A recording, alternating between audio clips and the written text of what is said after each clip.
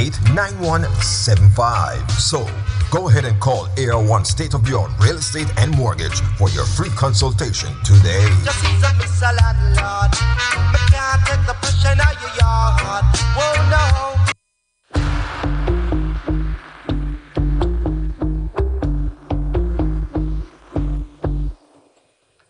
Hello sports fans, this is Nigel, aka Mr. BMG, and I'm here to tell you about our new sports show hosted by yours truly. Coming soon is Flexx FM Sports Desk with Nigel Blair. We'll be giving you the latest update on the Casa League, the Jamaica Premier League, interviews with coaches, players, and experts in the soccer world. So remember to tune in every Tuesday, 6 p.m. to 7 p.m. right here on flexfm.online and Flexx FM Sports on your YouTube channel. See you there.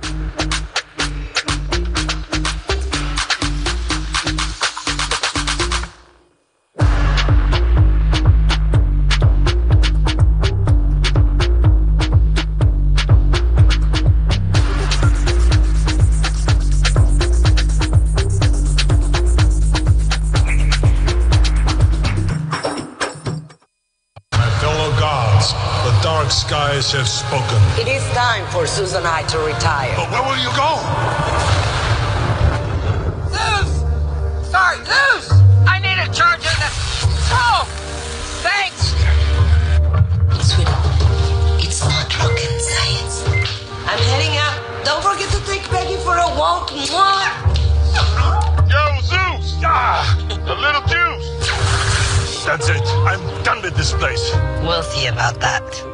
Everything okay out there, baby? Hey!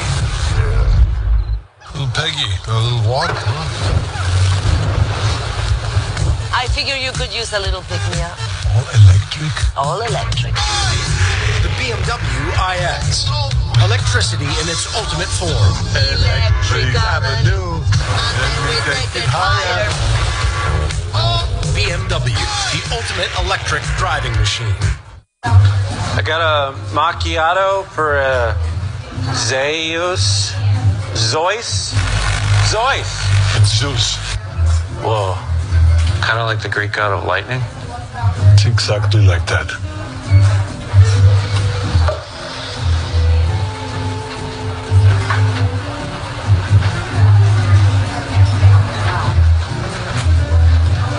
Cool.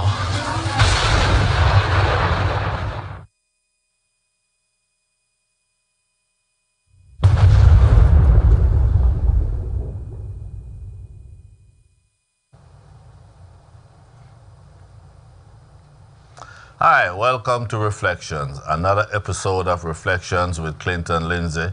And as usual, we try to get you the best guests we can. And today we have a goodie. And also we do the top 30 New York chart and the top 25 South Florida reggae charts. We'll be back with our special guests after these words.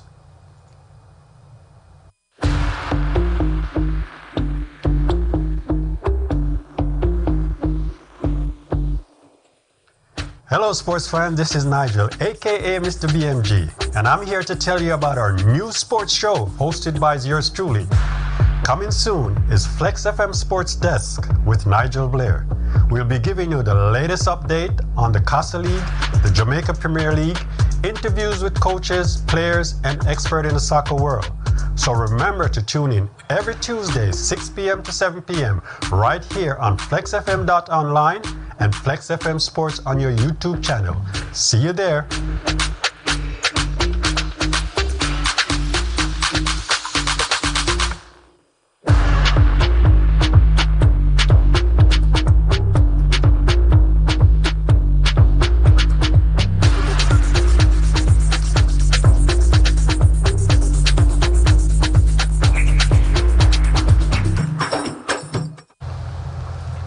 Okay, welcome back to Reflections with Clinton Lindsay. And as I said in the opening lines, that we have a very special guest.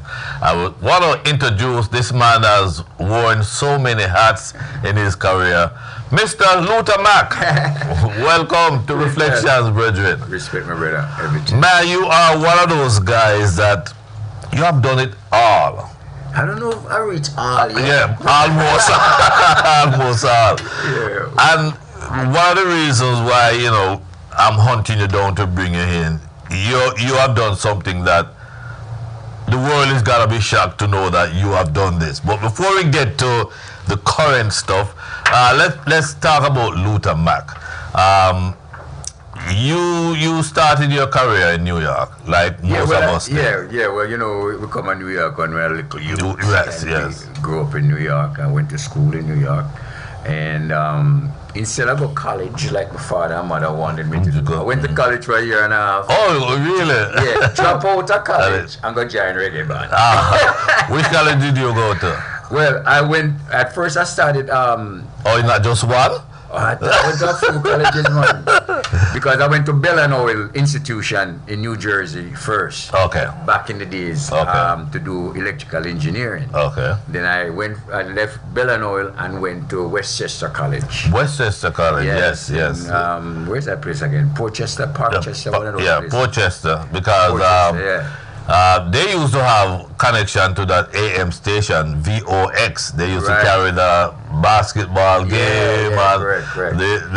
all the games. When it comes to like March Madness now, they just kick all the musical stuff off, you know? Yeah. So I know that college quite well. Yeah, I went there and then I left and then joined a band called Sons of Creation. Sons of Creation. That sounds like a connection to Ken Williams. Yes, exactly. So Ken Williams gave us our first little start. You know, the Negril Club. We used to be like the resident band. Oh, you were the resident band? Yeah. Any artist come in town, it's Sons of Creation. And he was the man of the hour. He was from Bob Marley to Mighty Diamonds, Third World, all the big names. Oh, well, I have to say, hats off to Ken Williams. Yes. Personally, for my journey, Ken Williams had a lot to do with it. And if I'm a listener now, big up my Bridget. Same for me. I learned to make commercials, because I did radio for a little bit. Yes. And the way I did my commercials with the vibrancy and the energy, that was all from Ken Williams. You know? Yeah, and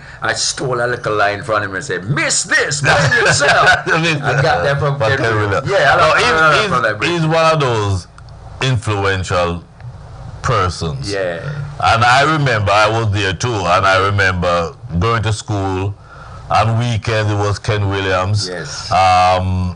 You know, I remember the first time I was invited down to Negril, because that was a place that everybody in radio person, musician want to be at Negril, because that's where the Jacob Millers and everybody was there. We got our first little break because Ken Williams had a thing called a reggae song competition. My yes. band entered and won.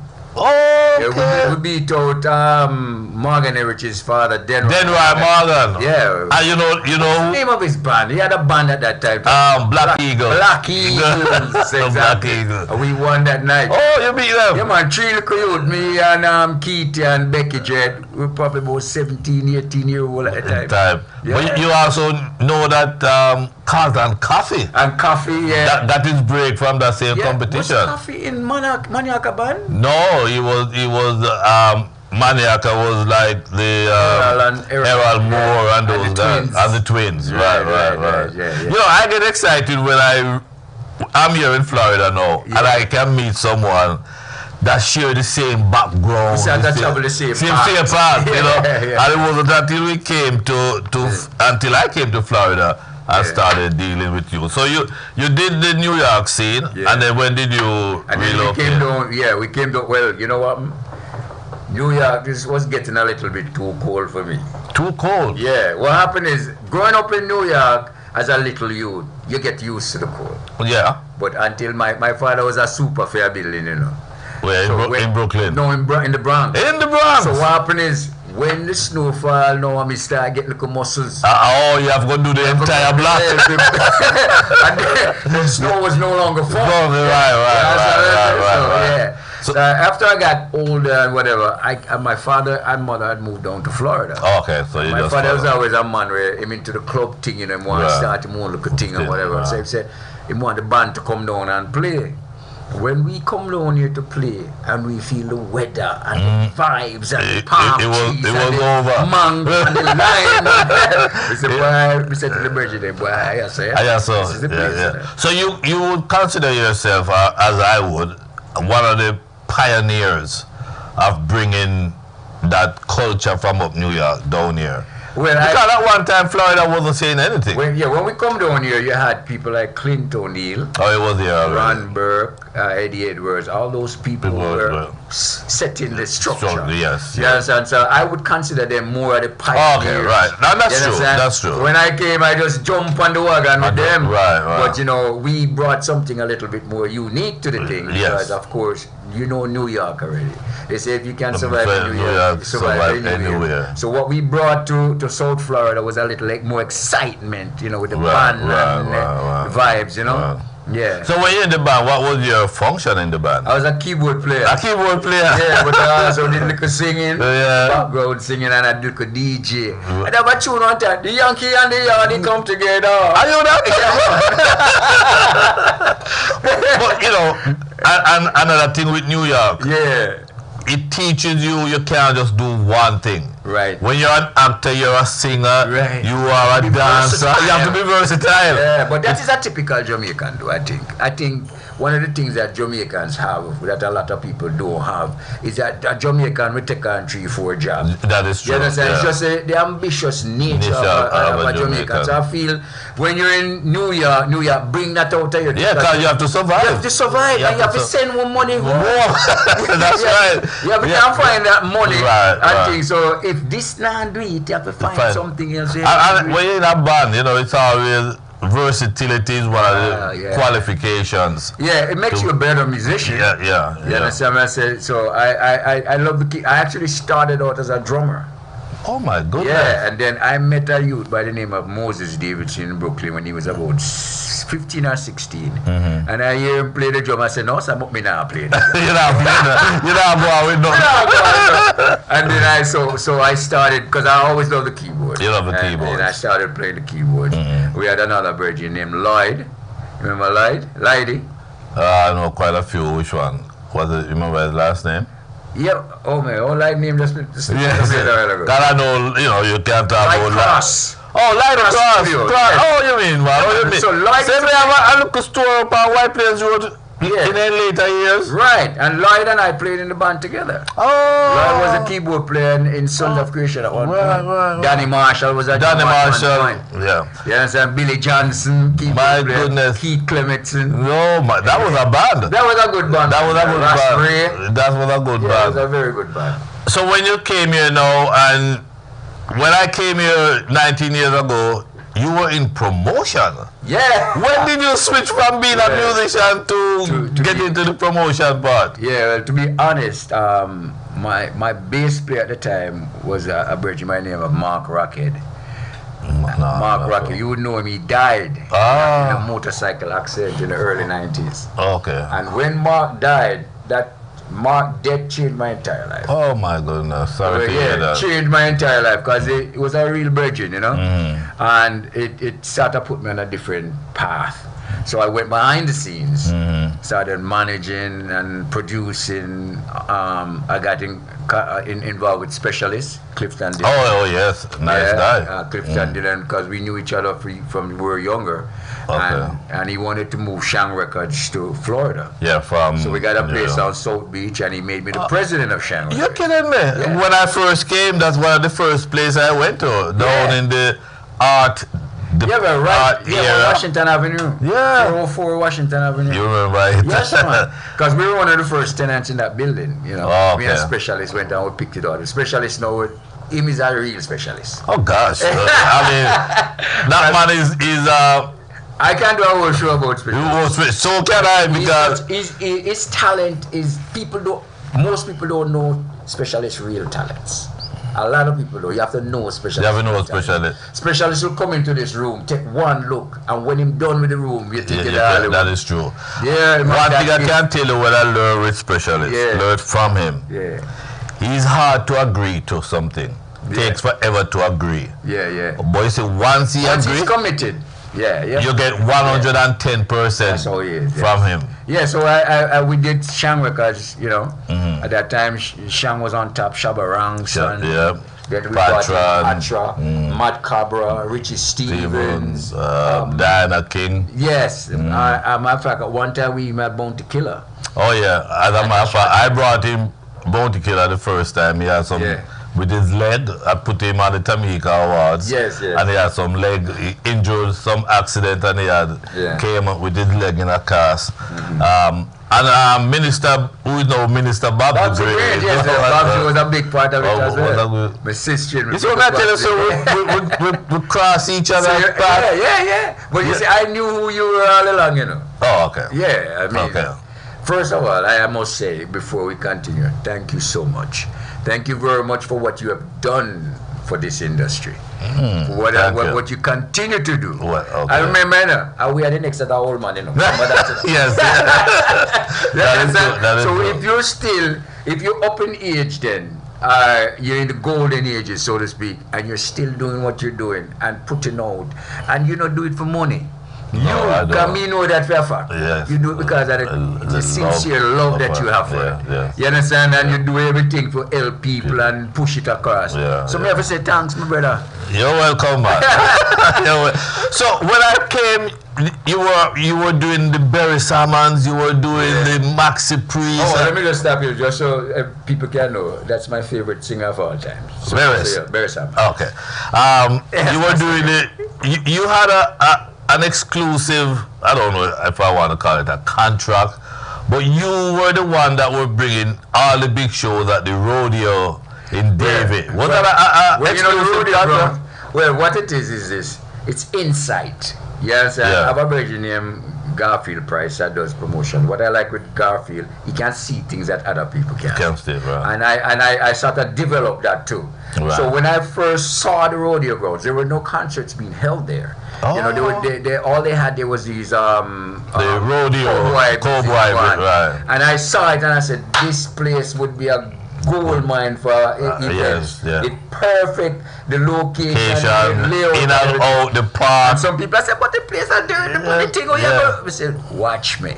Yeah. I was quite impressed with it when I came. It was an annual show. What was the name of that show? The Jamaica Vintage Music Festival. But at the same time, you were also on the radio, WABS radio. Yes, I was. And you were doing the something that's dear to me, as you know. You were doing an award show. You were the brain and the producer and all of that. Tell us your experience, because as a man who have done, as you know, I forgot that shit off. Yeah, turn it down, turn it down. I keep turning it down, but the person keep calling me back here. Hold on a second. Sure. You can cut this out. Yeah, you have done. We're talking to Luther Mack as he gets a bit interrupted by, once people see him and hear the story, they're going to reach out to him. So you're able to turn it off. I hope so. No, as someone who, I started the first reggae awards in New York. Yeah, so when I meet someone, you know the headache, the heartache. Oh, man.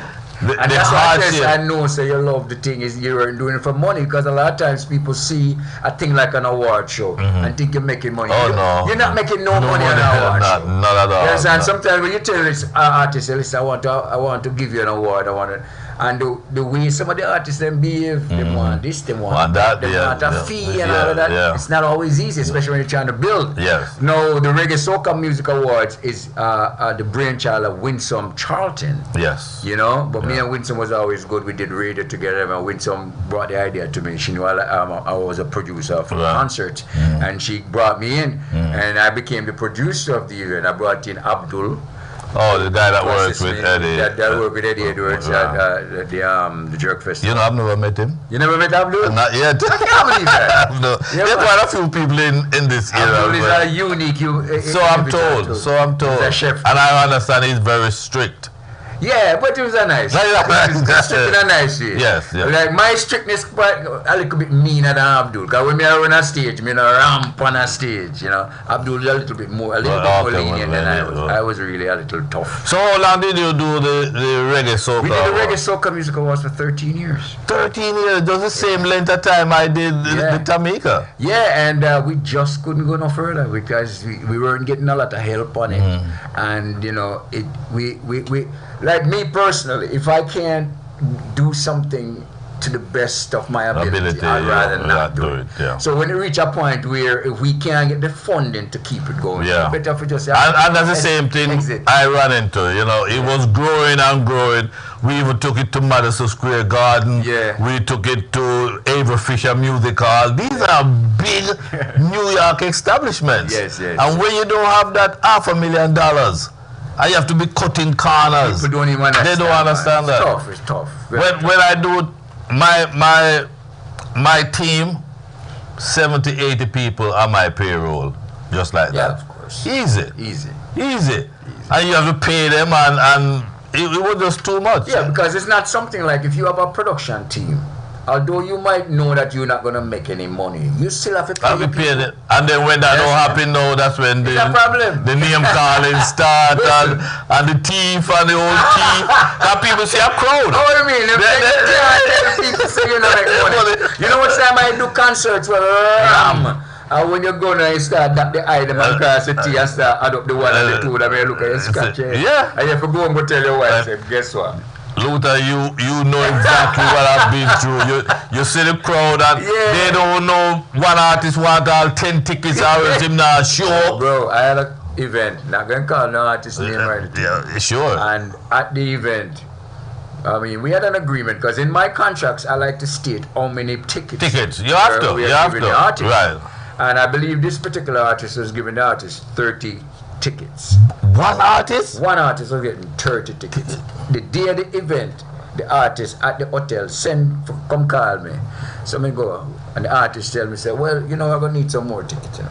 What? And I say, okay, I'm going to figure maybe want a 5 or 10. The man want 80 tickets. I lie. This is a seated theater. No, this wasn't a seated. There was a seated. No, it was actually the same rodeo ground. Oh, okay, but that's still what artist. The capacity in that place is still a limited capacity. Right. No, in a park setting where you have more space, it's easier to give away a lot. Because we're still giving away quite a bit of tickets. Because even at the Reggae Soca Music Awards, where I believe the capacity for that venue that we were doing was about, I want to say 1,500. Where was that? Oh, yeah, different places. There was a couple of different places. We ended up at the what's the place over on Broad Boulevard name again? Broad Center. Yeah, Broad Center for the Performing Arts. That's where we ended up. And I believe the big room is about 3,000. Yes. People, something like that. Yeah, it's about 3,000. And even in a setting like that, we are giving away 500 tickets. Wow. And they don't understand. I mean, they see the crowd and you say, why you're a thief and the place park and all that. Oh my goodness. No, I just like you, I couldn't go any further with it.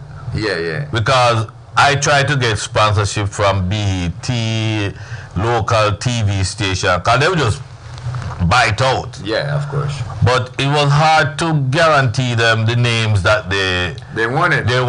Right. They wanted the Ziggy Marlins. Names. And you can't guarantee. No. And you don't want to say, yes, I'm going to have Shaggy, or I'm going to have Shabba, or I'm going to... Because by the time Shaggy and Shabba had gone up, different level. Yeah, I feel blessed to have known some of these guys on a personal level. Yes. Like Shabba Ranks. I actually did an event called the Shabba Ranks World Unity Concert. Nice. You know, we did the first one we did at Virginia Key Beach. 20,000 people.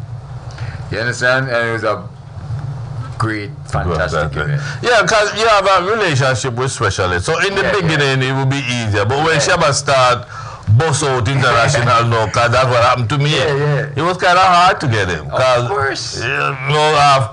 Because of me, say, let's say 10 grand. Yeah. For me. but if you can't get 50 and 60 elsewhere, of course, easy. He's gone. Easy. Yeah. He's gone. I'm not going to take it. So you did that, and you were also on the radio. You were also I did school something. Music lesson. Music lesson. What was that about? What was the concept of music lesson? The concept of music lesson is that me love certain type of music, and me I go play what me love, and me I go teach you why this music that me love is the best. Right. It was like an egotistical type of thing. It wasn't. It was a lesson. I love this. I refuse. On music lessons, I refused to play music that I didn't like. Right. Refuse. Right. And you couldn't pay me for play a song. I would not play a song if you come and like try bribe me. Not gonna happen. And I have to feel, because with me, music is totally spiritual. Whether it's a love song or whatever it is, it have to touch a certain place in them. When I play that song, I'm a you feel. Remember you're a musician and you play multiple instruments. It's like the DNA in a music and the DNA in my body is like the same. Right. You understand? So when I used to do music lessons, and I know there were some people that was just like me. They like exactly the type of music, and those are the people I was catering to. But then you have the critics now. The critics, of course. You're gonna have critics. Yes. Because it's like when I did nightclubs, because I did quite a bit of nightclubs here. I did Glam Slam on Salt Beach. I did Norman's in North Miami. I did MVP. I remember MVP. Club Downtown. I did quite a few nightclubs. And my concept, it was a reggae nightclub, but it wasn't a Jamaican nightclub. So that was my concept. Explain that. So my concept is this. If you love reggae, this is reggae. Okay. Whether you're Jamaican or Chinese or whatever. For your love reggae. For your love reggae, I'm going to give it to you right here. You understand? Are we going to give you the best? Yes. You understand? I used to have a system that I used to tell my DJs in the beginning. We used to call it 2020. And some of my DJs, they were pissed at me. I can't believe you looked them up, man. What do you mean 2020, brother? But the way I did it was this. For the first, in the beginning when the club opened at 10 o'clock, between 10 and say 12 o'clock when the bulk of the people come, every 20 minutes the music must change. That's it. Reggae, soca, hip-hop, reggae, soca, hip-hop, and that kept the people in. Yes, because you're not waiting too long to hear the music. And I agree with that. You understand? And then when the 12 o'clock comes, I say, all right, I'm going to take it. Yes, and I remember coming to one at the hotel. El Presidente? Did you do something there? I did quite a few hotels, but I used to do this thing called the Clash of the Selectors. Because you see that Clash thing, we changed the whole concept of Clash. A lot of people don't know that, but I was one of the people that changed the concept of how Clash is really done today. Right. Because remember, first time Clash was really sound Clash. Sound Clash. Not selector Clash. Right. So a man have to bring him sound. Right. But we created one sound. We were the first people to create one sound and different selectors. Oh, are you? Yes. So the original Glamour Wayne and them and we used to bring everybody because the Clash of the Selectors was mainly for South Florida. Okay. But it became, we crowned Waggity, King Waggity. So when you hear people call him King Waggity, from us, Waggity, C-Roy, Richie D, Mikey Mike, all these people were a part of what we did. We created You have made an outstanding contribution to the development of the music here in South Florida.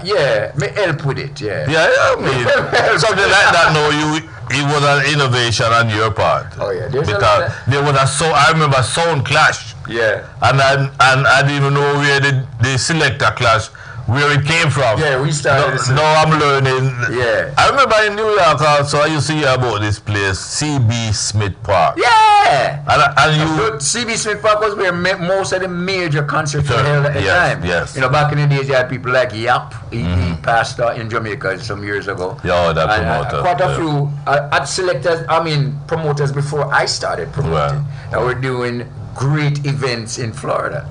You understand what I'm saying?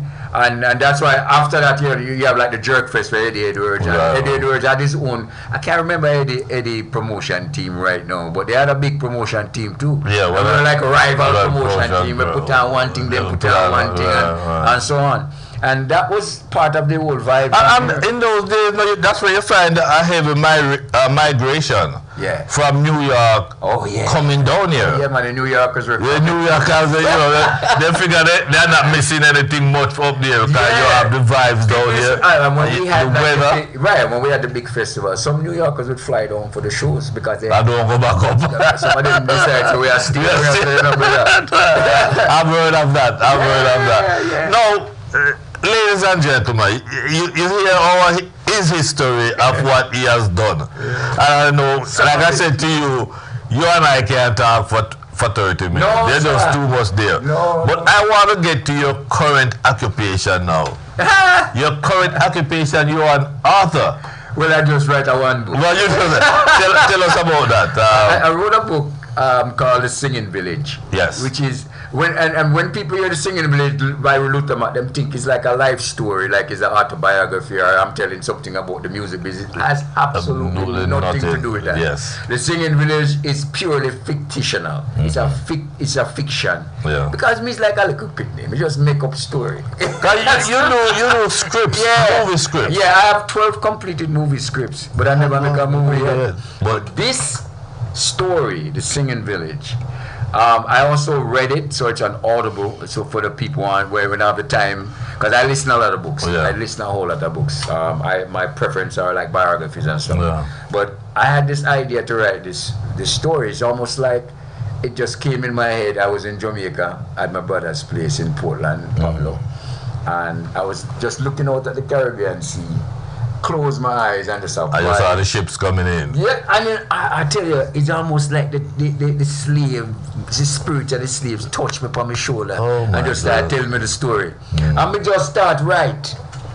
And let me tell you something, it's an entertaining story. Yes. Very entertaining. It's what we I've heard excerpt from it and it was like, wow. Yeah. Elijah coming down from the mountains. Yeah, the thing about it is that it captures the essence of slavery, but with a twist, right? And the subtitle to it is that black slaves become white to survive slavery. Right. So when you hear that, you say, well, we don't know that. So there's a little mysticism in it. There's a little bit of African spirituality in it, and some of the slaves are like superheroes. So it's an interesting story. It's not a long story. The book is about 240 pages, and the Audible is about 5 hours and a half. It's on Amazon in 3 formats: the Audible, the paperback, and of course the electronic book. So what about the physical book? The text. The text. Yeah. Because you still have people old school still want to cock up them foot and read a book. Yeah, some people. I do that too, but like I love to work out. So when I'm working out, I like listen. So I listen book. I listen 2-3 books a month. Wow. Yeah. So you should have like a book club, like Oprah, Like these are the books you recommend because with your background, it would be automatic to think your book gotta be about music. Yes, exactly. That's what people are. Including me. So I think I need to write a book about music. Because entertainment is what you're known for. Yes, definitely. And then when you told me about this book, what? And you gave me all the pamphlets and everything. The thing about it is, that must be challenging and a good feeling for you. Sometimes you have to make the spirit lead you here, my brother. Yes. The Almighty is real. The Almighty is not a joke, and a lot of times some people don't take it serious. And when the Almighty speak to you, whichever way, speak to you, you have to know. You follow your vibes. And there's a lot of lessons in that story. Yes. You understand? Because it has a lot to do with race relations, slave and slave master. And it starts from the slave day to modern day. Did you do any research on slavery? Some of the things that I've heard, like when you talk about when he came down from the mountain, he hasn't been the same. Yeah. He was beaten while he was up in the mountain? No, well, You want me to give you the story? No, we just want a little piece so we can entice people. So Elijah was a very rebellious slave. He was a rebellious slave. So he felt the need to be free. He wanted freedom. Right. And they were challenged. A lot of these slave masters, they had these boxing matches. So Elijah was a fierce slave. So they match him with another slave. Yeah, but Elijah's master said, listen, if he's gonna fight that guy, a guy with them called Hercules, he's gonna fight this guy, we have to make sure that he's ready. Yeah. So he took him up in the mountain. That's where that came in. Okay. In the mountain to train with another runaway slave. Another rebellious slave. And that's a different story. So when he came down now, in the charge up. Yes, right. Okay, that's where they say. That's what that was. That's what that was. Yeah. But listen, the concept of that is so unlike you. Can you explain, like I said. I know what you're looking for. You're looking for, but sometimes I forgot the spirit. And the book is titled The Singing Village. And that's another. When you hear that, you think music. Singing along. Yeah, man, don't forget that book there. So again, it's available in three configurations. Three formats. The Audible and the ebook. The ebook, and you could go to Barnes and Noble, Amazon. Barnes and Noble has it, but your best place to get it is Amazon. Amazon. Yeah, Amazon. Because they started out selling books in the first place, isn't it? Amazon is a bookstore originally. Yeah, originally, no. You can't tell that to my wife, because she'll tell us, no, they sell this and that's where I go and they buy it. They sell everything. Yeah, so everything. They started, yeah, it was books. Yeah. Luther Mack. I don't need the time, don't I? Yeah, I'm telling you, my producer has given me the cue. Okay, guys. And this is what I said to you. We both said it to each other. Half of what can work, but unfortunately, that's the time we have a lot to do. And I wish you the best. And I'm waiting to hear when you're gonna come up with the autobiography. Yeah. That is a must. You just have too much of a story to ignore. Yeah. The thing about the autobiography though, you have to tell the truth, the whole truth. So I'll tell you exactly. There are some things that maybe you're waiting for some people to pass along. Pass on. You want to write it away. Pass on. Before them put it on. Yeah, but anyhow, my brother, it's a pleasure having you here. I have had quite a few people, but you were just one of them that the fact that we have that path from New York days. You went through people like Ken Williams, who was one of them that inspired me so much. Yeah. Jeff Barnes. Barnes, incredible. We talked about Jeff before. Winston. We're good friends down here too as well. All right, so we're gonna be trying to get you to do other stuff. Cause this book must be in the community. People must be able to know of this book, be aware of it, and get their copies of it. Yeah, I would appreciate that for real. And you know something, this book is going to be a fantastic movie. See, you do have quite a few scripts waiting. Yeah, but that one, blockbuster. Blockbuster. All right, so again, Luther Mack, thanks for passing through. And ladies and gentlemen, I want to thank you for the time. We're going to take a quick break. And we want to thank our special guest, Luther Mack, for passing through. The Singing Village. Get your copy of this book. It's worth it. So we're going to take a break. When we come back, we take a look at the charts.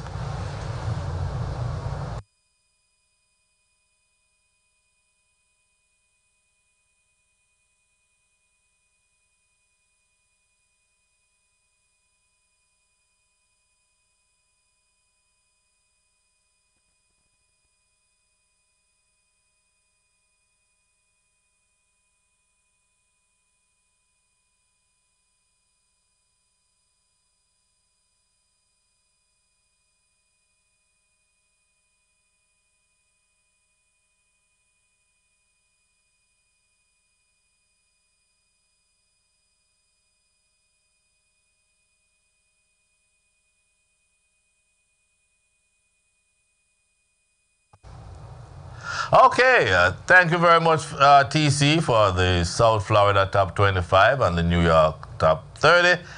That's it for another edition of Reflections with Clinton Lindsay every Wednesday between the hours of 6 and 7 right here on Flexx TV. Until next week, you take care of yourselves and may the good Lord bless and keep you. Ta-ta.